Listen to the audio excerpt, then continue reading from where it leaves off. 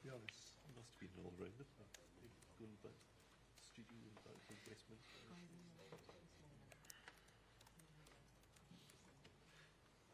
are you listening? Yeah. Is that where you do the evening shows from? Yeah. That's compared to Pokemon. That's quite difficult to get to, isn't it? Yeah, I don't know actually. It's something number 2. He's like, It's one of the... It's one of the samples. It might have been. No, isn't the publisher? Where's that? Yeah, Steph sent it to us. Right, okay.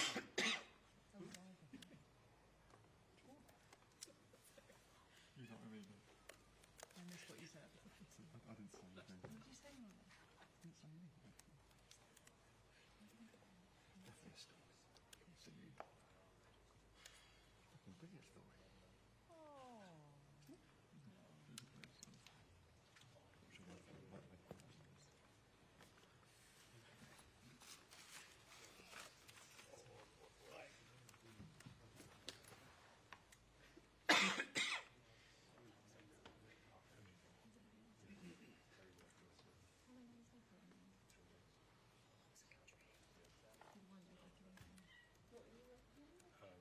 Go and get a Saturday job.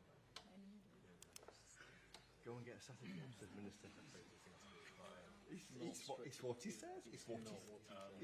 Right. It's what he says, Michael. Benefits of Go and get a Saturday job. To defending their own rights, but that's not what he said. And everything was amazing. Well, what he says, if you don't listen to, like, right to the end of what he says. Take, for example, if I said, He's not Michael, talking about, like, comparing. who cares if we get a Saturday job? He's making a point about the OBR. So everything Score it. This is a revisionist approach to the minister's handling. A revisionist approach. It's just a Revisionist advising.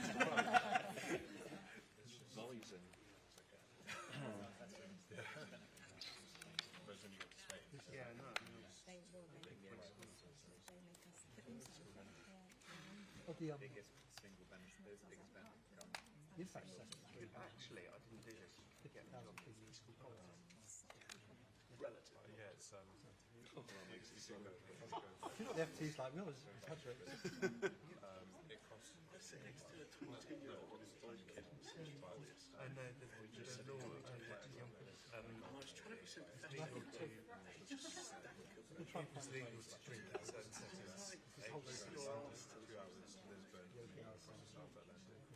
No, that's still legal, I think. No, so if you just sleep, tax Yeah, tax rates. bars on private property.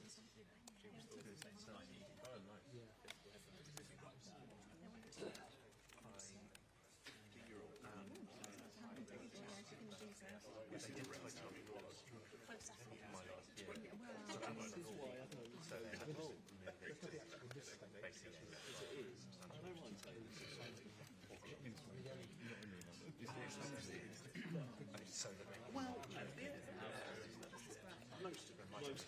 The bits the nicest bit of book is the Marines. The Marines which it should be is an exit. Now, what I was when I was a sheep, yes. How you would want to ed, that only takes you about 30 minutes. You might forget most pieces are 6. Yeah, I mean, let's global The characters, they try to have their own. I'm just not sure how to exemption with the cut point from you. Not just white paper. Heavy lifting. Literally only one. from what? There might be some One of the tactics players.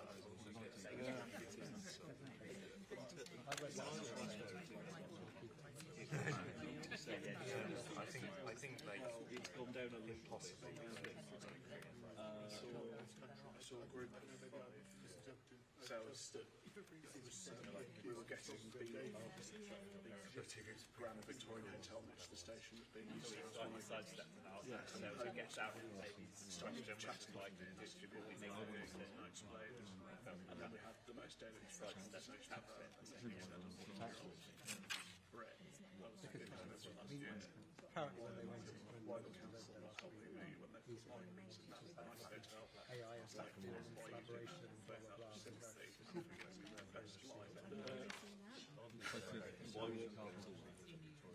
Is that why they pushed It hates everyone. Equally. Well, yeah, it's very 170 billion. to offer up this 170 billion, 800 billion. That sounding like it's right. So like it wasn't the sort of like random 20% of all families with the business. They were wearing hoodies. And I said to our video As in across the policy. none of that. Do it one of them. Because they're other ones and they're wonderful. Explaining it to them, they're not putting it. Yeah, it's very still it might be able to They're normally like I think somewhere in the paper should be able to mention it. in favour of bosses. Trump's the EU tariffs. Well, I don't know Well,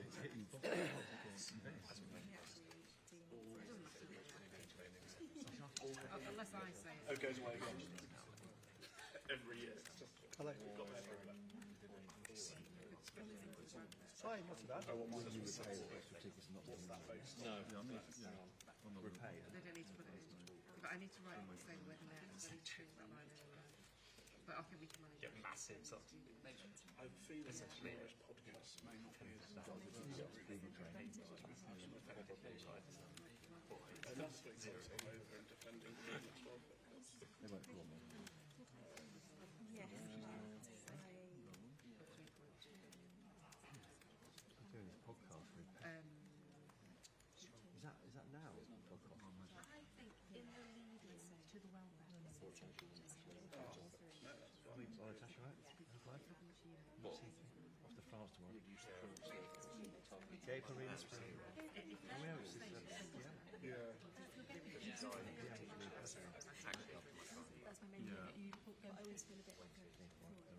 Okay, I must admit I've not. Do you mind also just making sure it's the sector Jim Cook? Because Jim is very much our housing infrastructure guy, so you send it to Jim, and I'll tell him that you spoke to him. Is it significant to just say on a scale of 0 to 10 on a day when there's quite a lot of other stuff around, or a little bit influence? Yes, gay parade. Oh, you start. No, just put it in the poll. Okay, cool. Lovely, great stuff. Thanks for that. Cheers.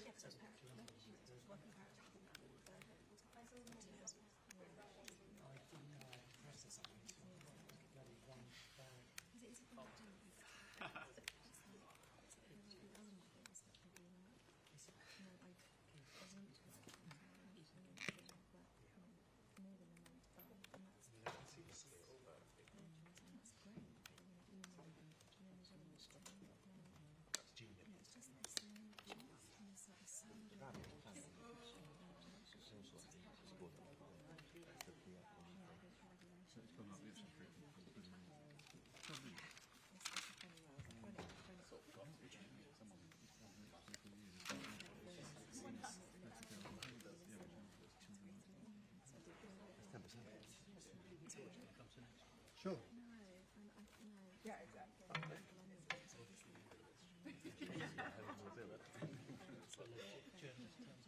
Maybe it's one of the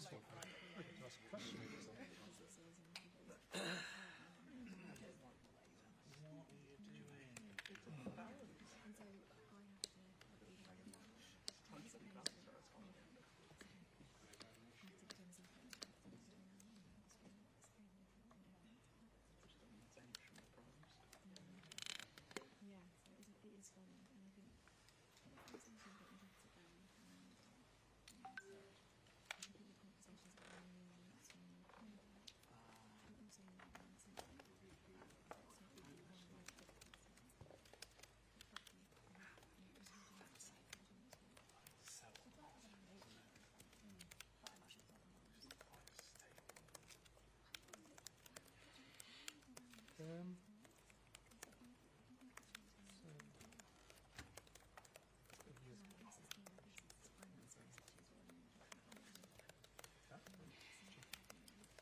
well, actually starts to come. It's probably should have come for a smash. Take the local sticker.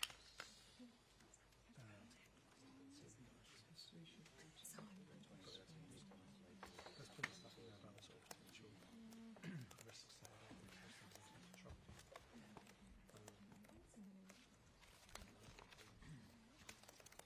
Okay, the budget rules.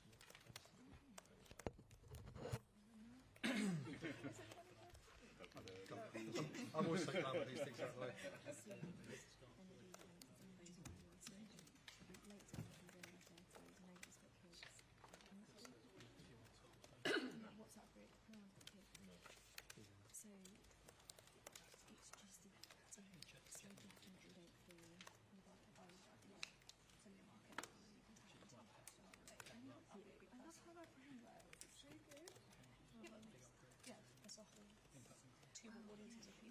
Yeah.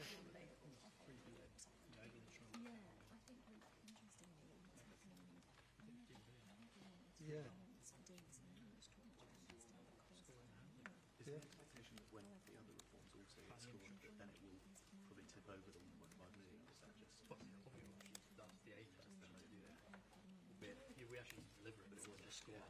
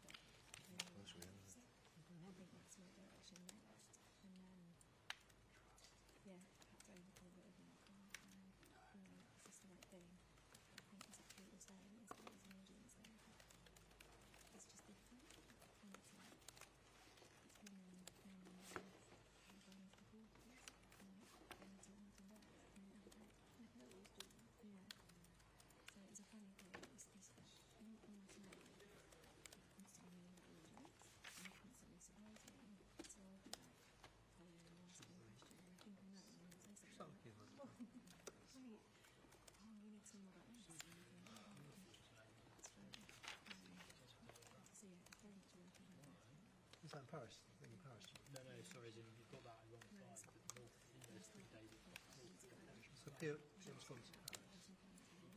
Tomorrow's going tomorrow. And we'll say Continue to be Literally, no one's got time for this. last week. Think about it. Yeah. Journalists are traditionally not busy people. Those things are Like right now is absolutely the moment. When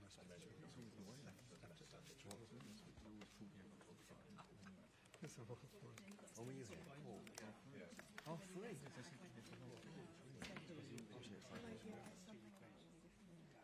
Three. Oh yeah. Yeah. I do actually. No, I thought we. Well, yeah, because in our team, really big on defensive. On a kind of mini budget. Just becomes like. This was it. Sorry, Mikey. Spring statement. You've completely changed. I am. Stop these people. They're all the same. You're, of course, you're the same. You give the benefit of the doubt to the government. You put your studs in, which is best at I save my studs for actual targets. the important bits. Reform and Get your studs out for that. I don't need to get my studs out for it. It's too easy. you didn't need to publish that case you reported. Why are we doing this? He's not cooperating. Don't mention it. They said it's the way things go. It was when she was talking with why? Do you want to tell people talking about this? Why was this all over the world? take into account the fact that I tell you, you never would have put that out. Why? You might have thought, why are we doing this? But why at all? Let's just like, it's an internal matter. We're dealing with it. Instead of what we put it out. I mean, they're all placed. Yeah. It's funny because we don't know and the OBI scenarios Looking at that. in there. It's like Trotsky. Literally could be a Soviet Chancellor.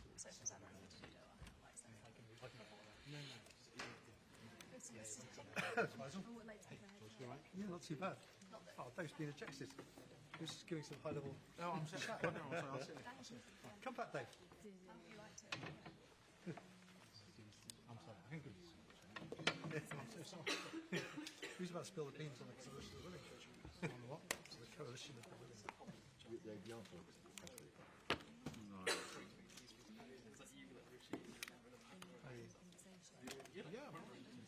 My job is like, if they say headroom on TV, I would go, what do you mean by headroom? I mean extra cash. Buffer. Brain. I say cash in the hand. Rainy day money. rainy day money. Same as you.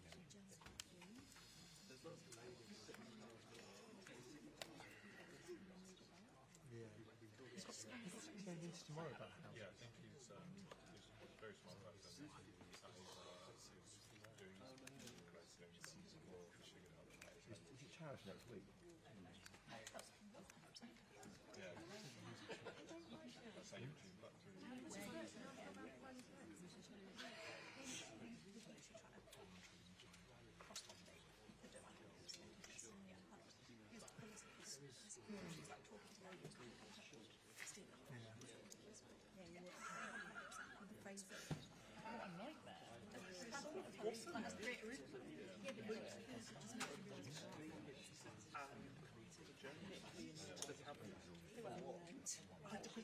Why not?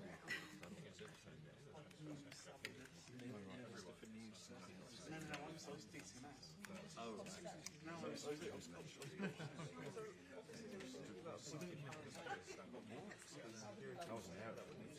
like the Marshall. Just saw it having a clearance.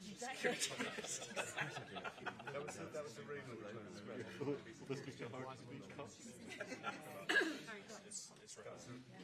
to spend that before the election. You know, when Labour win, they're going to make Harry Cole steer and make it.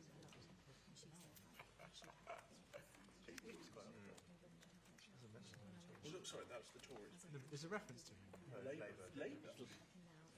Tories wouldn't have been a good route. Did you actually? Only the Labour. No, oh yeah, trade. Oh yeah, there's definitely loads of as far as I know.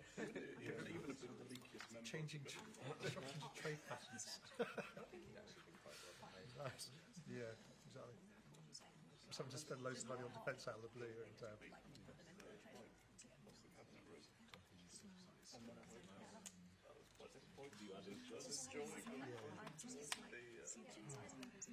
He's not in the climate adult. I genuinely had a detailed conversation with Chancellor about collective responsibility. Detailed and lengthy agreement. Because I'd spent the day outside Westminster, my brain was desperate to get Dave Simple estimating what. I get too deep about this. Get me there. In a group on a PM trip to What, last night? not last night. No, you were.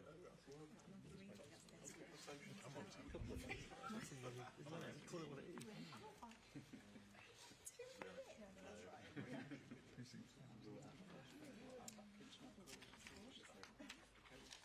If it's the same one I watched, that guy is hilarious. Yeah, is it big, sort of beardy, got yeah. And that means no president funds and replace all these kind of stuff.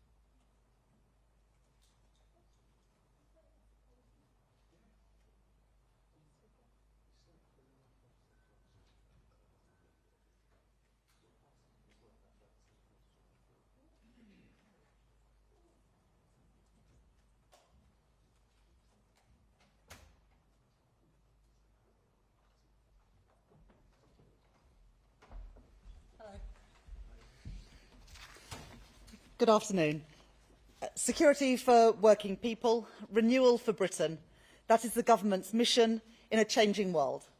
That is why we have invested in our NHS to cut waiting lists for 5 months in a row. Why we are rolling out breakfast clubs in every primary school in England. And why we are increasing the minimum wage by £1,400 for someone who works full-time from next week. But I know that it's not enough. The cost of living crisis is still very real for people in Britain. Global instability is holding back prosperity across the world, and countries across Europe are rightly having to spend more on defence. That is why today I have spelled out how we are going further and faster in delivering our plan for change.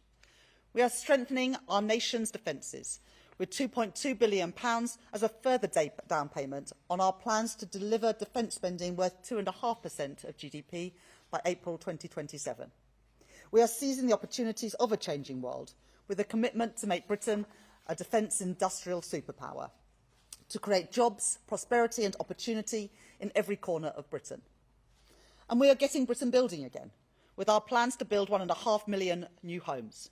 The plan for change is working. The Office of Budget Responsibility has today revised down economic growth for this year, but it has upgraded growth for next year and every year after that. The economy will be larger at the end of the forecast than predicted in October.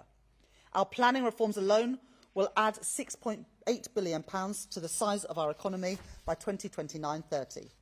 And real household disposable incomes, the money in people's pockets, will rise by £500 a year per person on average. There are no quick fixes, no shortcuts to prosperity, but we have returned stability to our economy. We have brought back security for working people, and we are delivering national renewal. Thank you very much. Right, I think I'm taking some questions. I'll start with Faisal from the BBC.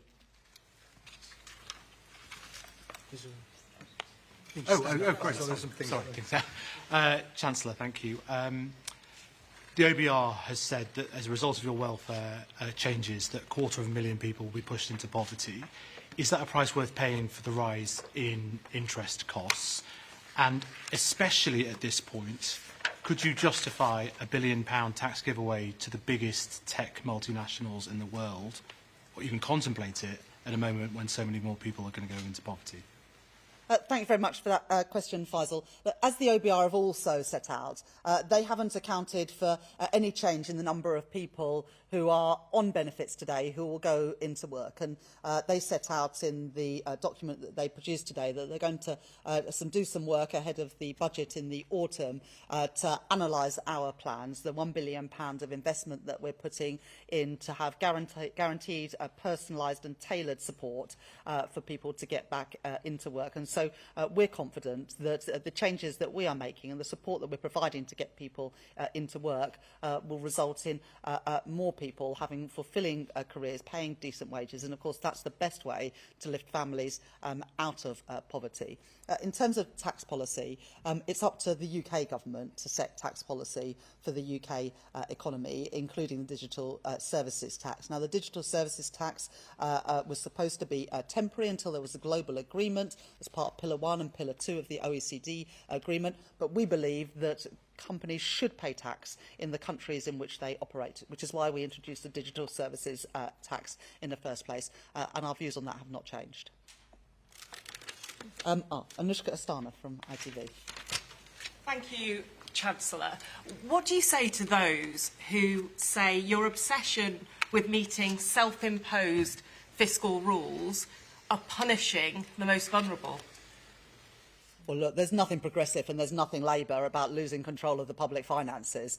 That's what the previous government did, and that saw mortgage rates, rents go through the roof. It saw prices increase. And it wasn't the wealthy who paid the price for that. It was ordinary working people and those on fixed incomes. So you call the rules self-imposed, but of course markets impose discipline, and it is important to provide an anchor for people to know that this government government will ensure that we are not living beyond our means and borrowing more than we can afford. And today, because the Tories doubled the national debt, we are spending £105 billion per year on debt interest costs. That's more than we spend on defence, the Home Office and the Ministry of Justice combined. So that's why this government wants to reduce debt and reduce the deficit so that we can spend more on the people's priorities rather than more in servicing those debt interest costs.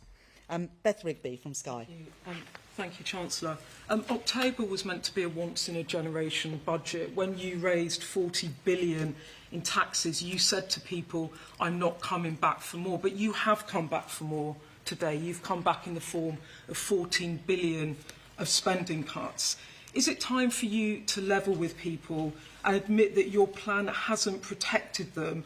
And the truth is that you are going to have to come back for more tax rises or spending cuts in the budget in October unless you change your fiscal rules. Thanks. The budget last October was a once-in-a-generation budget. It was needed to wipe the slate clean after 14 years of economic mismanagement and specifically the failure of the previous government to have done a spending review for so many years. And so we did have to make a number of difficult decisions on tax and welfare and on spending in the budget last year. But we have now wiped the slate clean. We'll never have to do a budget like that again. There's lots of speculation that I was going to change taxes today. The Tories were desperate to call this an emergency budget. It was far from it. We have found efficiencies in public spending. We've shifted money from ODA to defence. And of course, one of the ways that we restored the headroom was the fact that the OBR have scored one of our planning reforms, which not only results in the economy being £6.8 billion bigger by the end of the forecast, but has also provided £3.4 billion that we can use to restore that headroom. And I think that just goes to show that what I said during the election was that you can't tax and spend your way to prosperity. The previous government only knew tax and spend. They didn't know growth. We are growing the economy. The OBR have revised up every year after this one for growth and forecast that the economy will be bigger than they were envisaging in October. Well, I'm not going to write 4 years' worth of budgets. I've just delivered a spring statement today, but I think you can see through this spring statement how determined I am, how determined this government is to live within the means that we set ourselves in the budget last year and to grow our economy, because that is the way to sustainably improve living standards and have the money that we need for our public services. Ryan from The Sun. Chancellor, more than three-quarters of that national insurance hike is set to be passed on to employees through lower wages. Is it fair to say that that rise really is a tax on working people? Well, wages are rising at almost twice the rate of inflation. Of course, inflation fell today for the data that was published for February, while at the same time wages are increasing by 5.9%, and that's been happening for the last few months. So already working people are seeing increases in what they're taking home every month. And from next week, the national living wage goes up by 6.7%.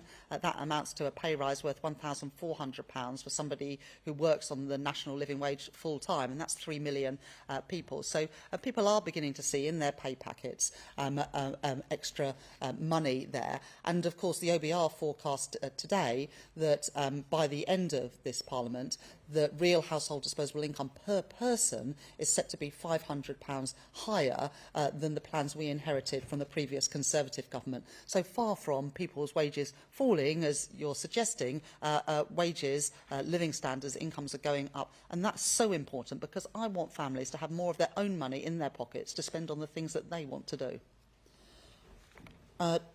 Joe from Bloomberg.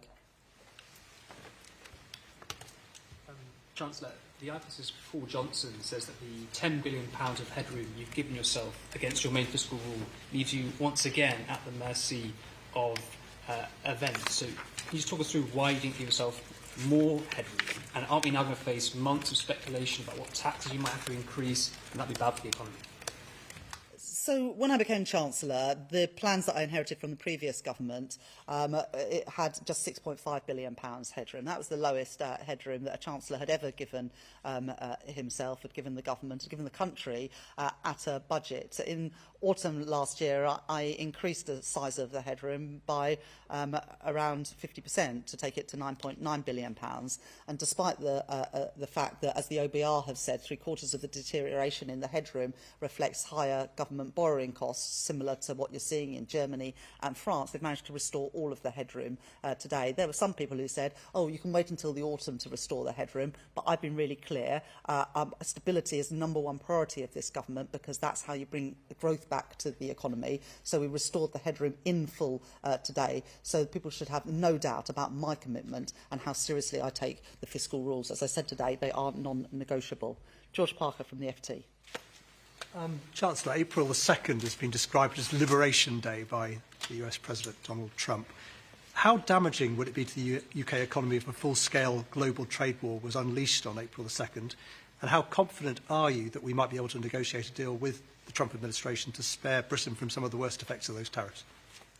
Well, the OBR have set out today in their documents some different scenarios for what tariffs might mean for the UK economy. I think all of us were very pleased when our Prime Minister went to Washington just a few weeks ago to have those initial meetings with the US President. The last time Donald Trump was President of the United States, trade and investment flows between our two countries increased. 1 million British people work for American firms, and 1 million Americans work for British firms. So you can see how closely our economies are intertwined, and tariffs between our economies, increased tariffs between our economies, will damage both of our economies, and we'll continue to make those make that case for free and open trade. And let's see where we get to in the next few weeks. But I recognise how important free and open trade is, not just with the United States, although they are our biggest single trading partner, but also with the EU. And that's why I'm pleased that the summit between the UK and the EU has been organised for May this year, because we also want better trade flows between us and our nearest neighbours in Europe, particularly to help small businesses who have been tied up in red tape since the botched Brexit deal that the previous government did. Right, got time for a couple of more questions. Lady there in the second row. Thank you, Chancellor. Jessica Frank-Hughes from City AM. The Office for Budget Responsibility has said the government's Trade Employment Rights Bill is likely to have net negative economic impacts on employment, prices and productivity. Are you concerned the ABR might downgrade the UK's growth forecast based on the bill? And what do you say to those who warn this goes against your efforts to get more people into jobs? As we grow the economy, we want ordinary working people to benefit, and that's why we are banning exploitative zero-hour contracts, fire and rehire, and also it's why we are increasing the national living wage, because we want to incentivise people to go into work and for that work to offer the security and dignity that should come from employment. Now, the OBR haven't put anything in their forecast today about the Employment Rights Bill, because it's still working its way through Parliament, but we're confident that it will result in ordinary working people having more money in their pockets, but also having the security to spend that money, because they don't have to worry from week to week whether they'll be in work or how many hours they'll get. Lady there. Harriet Line, Daily Mail. Your welfare cuts will plunge 250,000 people into relative poverty, but at the same time you've accepted lavish freebies, including £600 tickets in a VIP box to watch Sabrina Carpenter. Do you regret accepting those tickets, and will you repay the money? The 250,000 people is based on absolutely no one going into work who was previously out of work, and yet we're putting £1 billion in for targeted employment support to get people back to work. So I'm confident that our plans, far from increasing poverty, will actually result in more people having fulfilling work, paying a decent wage to lift themselves and their families out of poverty. Now, it may come as a surprise to some of you that I'm not personally a huge Sabrina Carpenter fan, being a 46-year-old woman, but a member of my family did want to go and see that concert. I'm not in a position now that I can easily just go and sit in a concert, and some of the things that I might have been able to do in my everyday life in the past are not so easy now. And so I had advice that it would be better to be in a box. The owners of the O2 had a box, tickets that are not available available to buy, and they said that I could go in there and that was better for security reasons. I do recognise that people think that that's a bit odd, but that's the reason why I did that, rather than just being in normal seats, which, to be honest, for me and my family, would have been a lot nicer and a lot easier. Right. Yeah, gentleman there. There's no mic, so just stand up. Oh, sorry. Emilio from Politico. So you're so unused to being asked, you don't even know. No, I don't know how these things work. Thank you. Yesterday, the government gave planning approval for the Lower Thames crossing.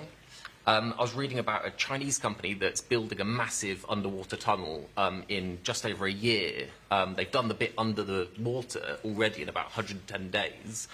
Since you want to build stuff faster and get growth faster, why don't we ask these Chinese guys to come along and show us how it's done? I don't think it's the fact that it's a Chinese company. I think it's probably more to do with the fact that they don't have such onerous rules around bats and newts and frogs or whatever. And so that's why we're reforming our planning system to make it easier to build in Britain. Now, that Lower Thames crossing, as I said in my speech in January, I do want private finance to help build that. But the best way we can get it build is to back the builders, not the blockers, and get through that bureaucracy that currently holds back far too much investment, whether it is transport, energy or indeed housing. I'll just take maybe one more question. Yeah. I'm Natasha Clark from LBC. Yesterday, the Deputy Prime Minister told LBC that she thought taxation was at a sweet spot. Do you agree with that?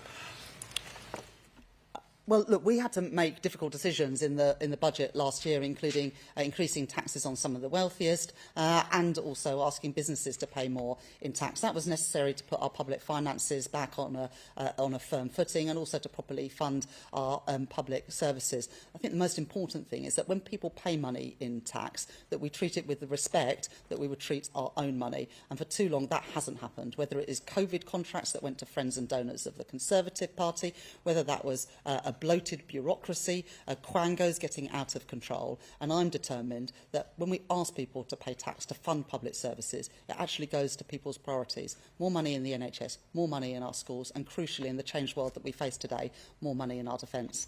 Thank you very much.